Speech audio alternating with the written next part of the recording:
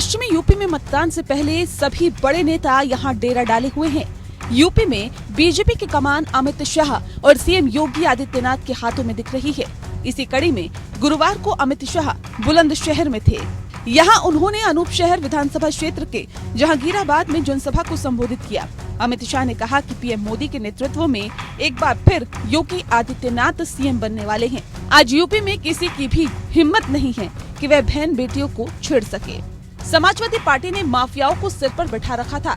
योगी सरकार में यूपी के गुंडे माफिया जेल की सलाखों के पीछे हैं। 5 साल में प्रदेश से माफिया पलायन कर चुके हैं। वैसे बीजेपी जहां सपा पर हमलावर दिखाई दे रही है, तो वहीं आरएलडी पर सीधे प्रहार करने से बच रही है।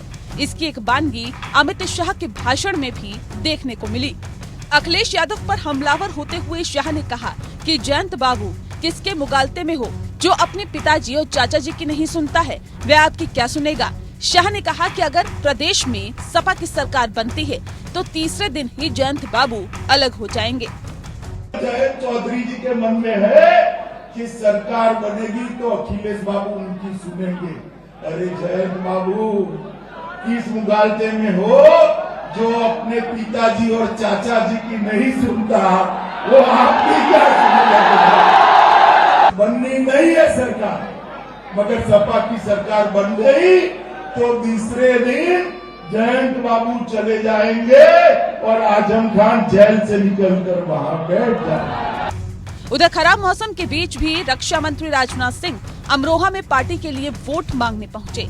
यहां नौगावा सादात के जब्ता गांव में चुनावी जनसभा को संबोधित करते हुए उन्होंने कहा कि इस बार लोगों को मतदान नहीं करना बल्कि यूपी का भविष्य तय करना है।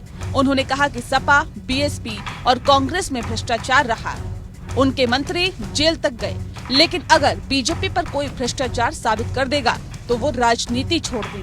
चाहे सपा की सरकार हो, बसपा की सरकार हो, कांग्रेस की सरकार हो, बराबर किसी न किसी मंत्री के ऊपर भ्रष्टाचार के गंभीर आरोप लगे।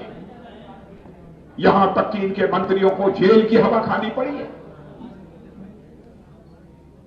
लेकिन मैं दावे के साथ सीना ठोक कर कह सकता हूं, भारत ही नहीं दुनिया का कोई व्यक्ति उंगली उठाकर नहीं कह सकता कि भारतीय जनता पार्टी की सरकार में किसी मंत्री के दामन पर कोई भ्रष्टाचार की दाग लगी हुई है। वहीं मुख्यमंत्री योगी आदित्यनाथ ने लखनऊ में प्रेस कॉन्फ्रेंस कर अपनी सरकार का रिपोर्ट कार्ड पेश किया।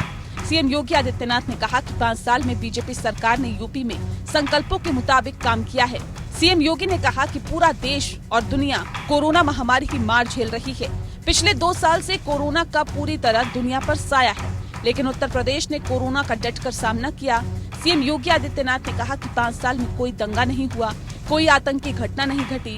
उन्होंने कहा कि पहले यूपी की अर्थव्यवस्था देश में 6 से 7वें स्थान पर थी।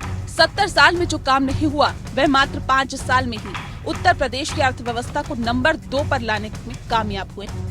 1947 से 2017 तक उत्तर प्रदेश की अर्थव्यवस्था 6-7वें स्थान तक चल रही थी और 70 वर्षों में जो काम नहीं हो पाया, मात्र 5 वर्ष में ही उत्तर प्रदेश की इस इकोनॉमी को, अर्थव्यवस्था को हम देश के अंदर नंबर 2 स्थान पर लाने में हमें सफलता प्राप्त हुई। जबकि बुलंदशहर में सपा के राष्ट्रीय अध्यक्ष अखिलेश यादव और आरएलडी अध्यक्ष जयंत चौधरी ने ज्वाइंट पीसी की।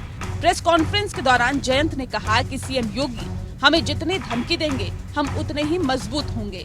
हमारा मुद्दा युवाओं को रोजगार और किसानों की खुशहाली है। अखिलेश ने आरोप लगाया कि बीजेपी में जो जितना बड़ा नेता है वो उतना बड़ा झूठ बोलता है।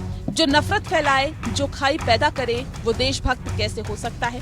अखिलेश ने यूपी सरकार पर हमला बोलते हुए कहा कि यूपी में MOU साइन हुए थे, लेकिन कहीं बड़ा कारखाना नहीं लगा। ये 3 लाख करोड़ का झूठ है। 3 आने का झूठ या 2 आने का झूठ कहावत है, ये तो 3 लाख करोड़ का झूठ बोल दिया। उत्तर प्रदेश में जो MOU साइन हुए थे वो कहीं इन्वेस्टमेंट नहीं आया। अगर बुलंदशहर में कोई बड़ा कारखाना लगा हो तो बताओ। हमारे जहां से मैं आ रहा हूं कहीं कारखाना नहीं, और कोई इन्वेस्टमेंट हुआ तो बताए ना सरकार कहां इन्वेस्टमेंट हुआ। बीएसपी सुप्रीमो मायावती ने भी प्रेस कॉन्फ्रेंस कर सरकार पर निशाना साधा। भाजपा सरकार की भी नीतियां व कार्यशैली अधिकांश यहाँ जातिवादी, पूंजीवादी एवं आरएसएस के संकीर्ण एजेंडे को ही लागू करने पर टिकी रही हैं, जिससे प्रभावित एवं शिकार हुए लोगों का इस सरकार में सही से विकास व उत्थान आदि नहीं हो सका है। पश्चिम यूपी के 11 जिलों की 58 सीटों से यूपी विधानसभा का सियासी रण शुरू हो जाएगा। 2017 के विधानसभा चुनाव में बीजेपी को पश्चिम यूपी के 14 जिलों की 71 विधानसभा सीटों में से 52 सीटों पर कामयाबी मिली थी, लेकिन तब किसान आंदोलन का मुद्दा नहीं था। मुद्दा था कैराना से हिंदुओं के पलायन का। बीजेपी ने इस मुद्दे को बखूबी भुनाया और पश्चिम में सबसे बड़ी जीत दर्ज की थी। लेकिन 2017 के मुकाबले 2022 के विधानसभा चुनाव में पश्चिम यूपी में सियासी समीकरण काफी बदल चुके हैं। पश्चिम यूपी की 70% आबादी खेती और किसानी से जुड़ी है। यहाँ बड़े काश्तकार और किसान हैं। किसान आंदोलन के चलते बीजेपी से नाराजगी का फायदा बाकी दल लेना चाह रहे हैं। पश्चिम यूपी में जाट करीब 17% है। 45 से 50 सीट ऐसी है जहां जाट वोटर ही जीत हार तय करते हैं। लेकिन करीब 1 साल तक चले किसान आंदोलन की वजह से कहा जा रहा है कि जाट कहीं इस बार बीजेपी से दूर न हो जाए। हालांकि बीजेपी का दावा है कि जाट समुदाय हमेशा की तरह इस बार भी बीजेपी के साथ खड़ा है। ऐसे में 10 मार्च को आने वाले चुनावी नतीजे ही बताएंगे कि किसके दावे में कितना दम है। Bureau report.